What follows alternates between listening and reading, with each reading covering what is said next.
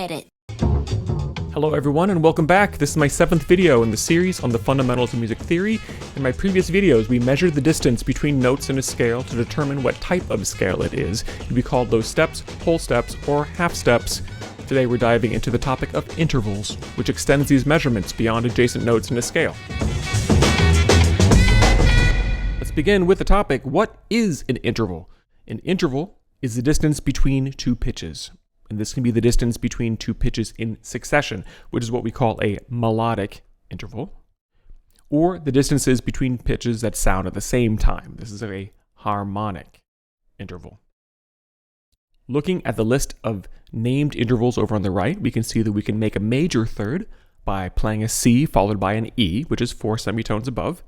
This is a melodic major third.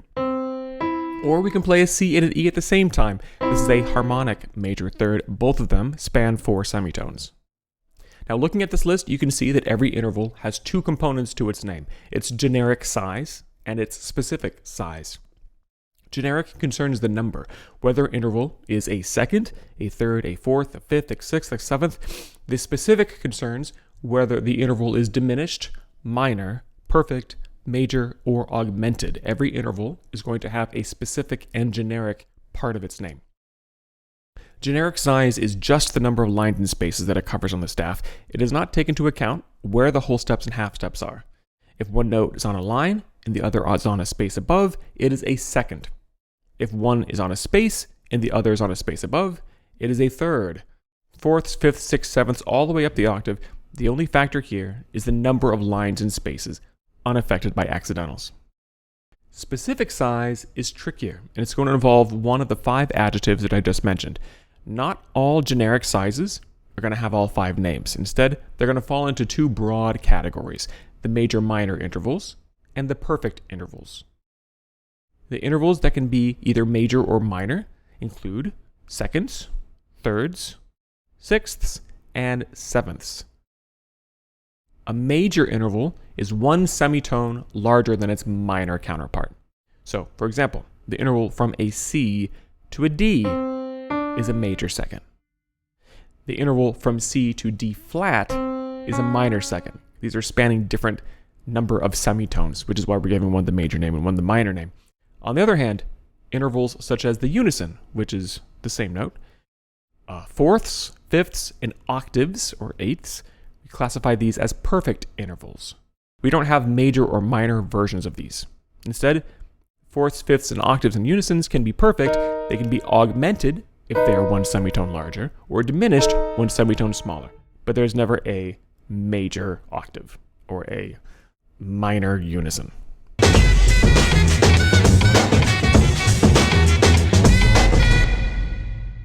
Let me give you a few examples of intervals and see if you can figure out this generic and the specific size using our chart here. So let's take a look at these. C to D. This is a whole step between these two that makes it a major second. Looking at the C to an E, as we discussed before, this is the same span that we just analyzed earlier. This is 4 semitones. This is a major third. Looking at this D to a G, this is a perfect fourth. We can count the number of semitones just to confirm. This D to a B, we can start to count semitones again. La la la la la la la la la la. This is in fact a major sixth. And then over here we have that B to an A. This is an example of how many semitones. We're looking at 10 semitones. This is a minor seventh. Now, we might have noticed in this example that counting semitones is kind of tedious, especially for the larger intervals. So instead we can kind of rely on our scales. Scales can help us out. So for fourths, fifths, and octave generic sizes, just ask if the top note is appearing in the major or the minor scales of the lower note. If yes, the interval is perfect.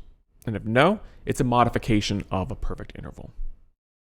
For fourths and fifths, if both of these notes are sharp, they're both flat, they're both natural, this is going to be a perfect interval, except for B and F. We need to require mixed accidentals for those to be perfect. For thirds and sixths and sevenths, ask if the top note appears in the major or the minor scale of the lower note. If yes, in the major scale, it's a major interval. If it's in the minor scale, it's a minor one. And if it's a neither, it's a modification of a major or minor interval. So for example, E flat to C. In the E flat major scale, is there a C? Yes, there is. It is the sixth note of that scale, meaning this is the major sixth. What about from a G to an E flat? Is there an E flat in the G major scale? No. Is there an E flat in the G minor scale? G minor is the relative of B flat major, where there is an E flat. So yes, this is then a minor sixth. If that's confusing, if you're having a hard time thinking about your key signatures, you can think of major sixths of just being a whole step larger than a perfect fifth. So if you feel pretty good about identifying perfect intervals, a major sixth is a perfect fifth plus a tone. And a minor sixth is a perfect fifth plus a semitone, or a half step. And a major seventh is just a semitone away from a perfect octave, whereas a minor seventh is a whole step away. Whatever memory technique works best, go with it.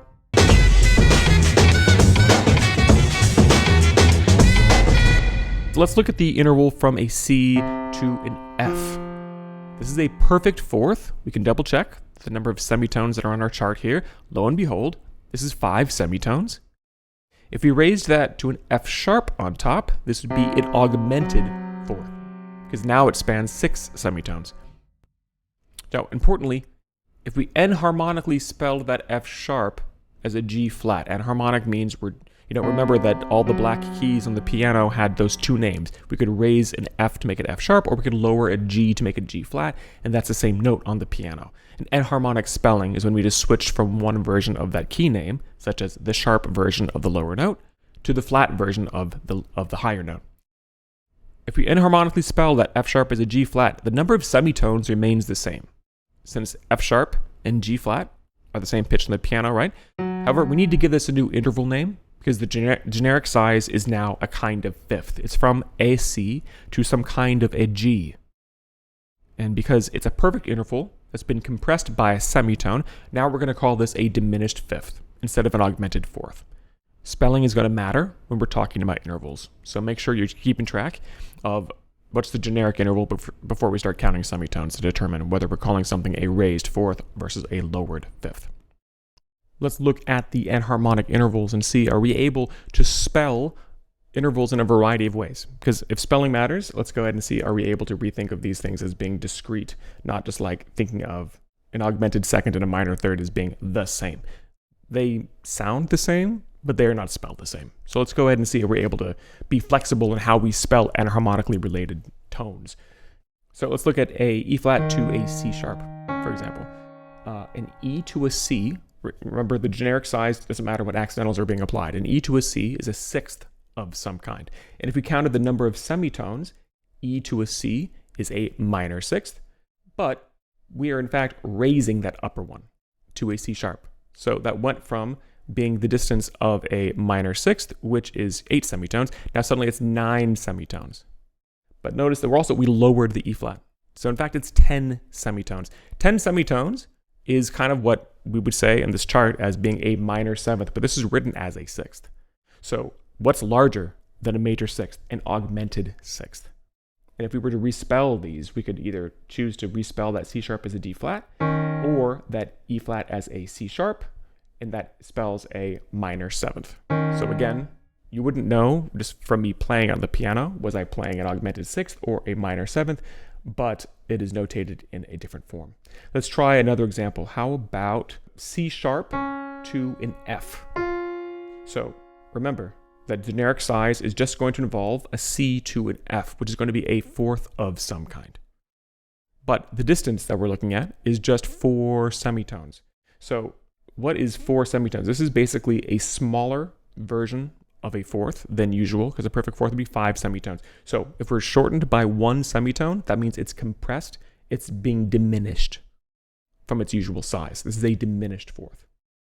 And if we respelled that C sharp as a D flat, it's going to become a third of some kind. This is indeed still 4 semitones. That is a major third. Capiche? I know, it's tricky. So just keep that in mind, that you might see these intervals spelled in a variety of ways. Just remember that it's the generic spacing of it is going to dictate whether we're calling something a sixth or a seventh or a third or a fourth.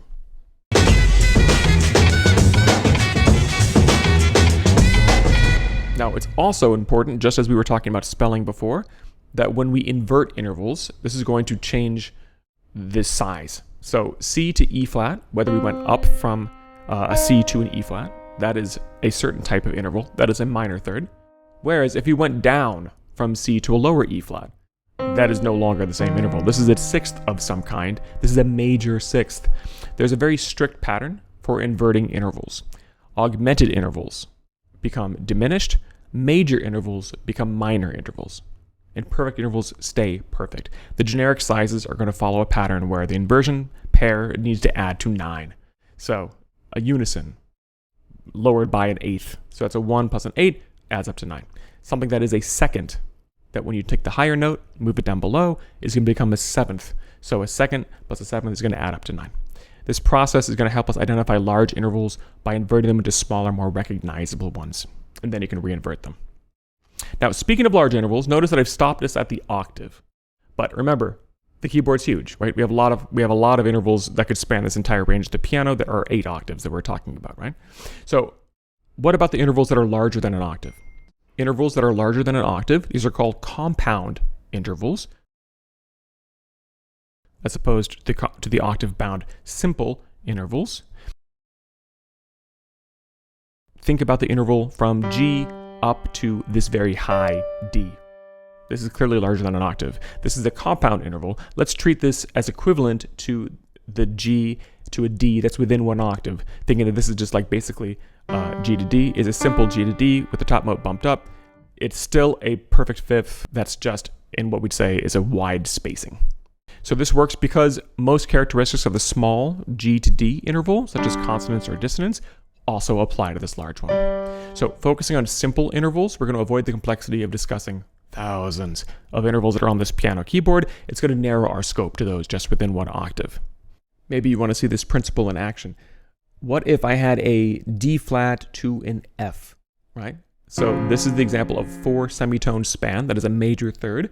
If I move that D flat up an octave, so now from an F to a D flat, so now this is going to span a sixth of some kind. If we count how many semitones there are, bum, bum, bum, bum, bum, bum, bum, bum, this is a 8 semitone span. That is the distance of a minor sixth. So it went from a major third to a minor sixth. So indeed, that major and the minor quality flipped, and a third plus a sixth adds up to 9. So that's working in our favor. What if we had another example of an A to a B flat? That is just a single semitone of the distance of a second of some kind. This is a minor second. Let's move that A up an octave. Now it's a B flat going up to an A. That is almost a full octave. That's a semitone away from a full octave. That is in fact a major seventh. So the smaller interval was a minor that then was inverted into a major. It was a second, now it's a seventh. Add them up, that adds up to 9.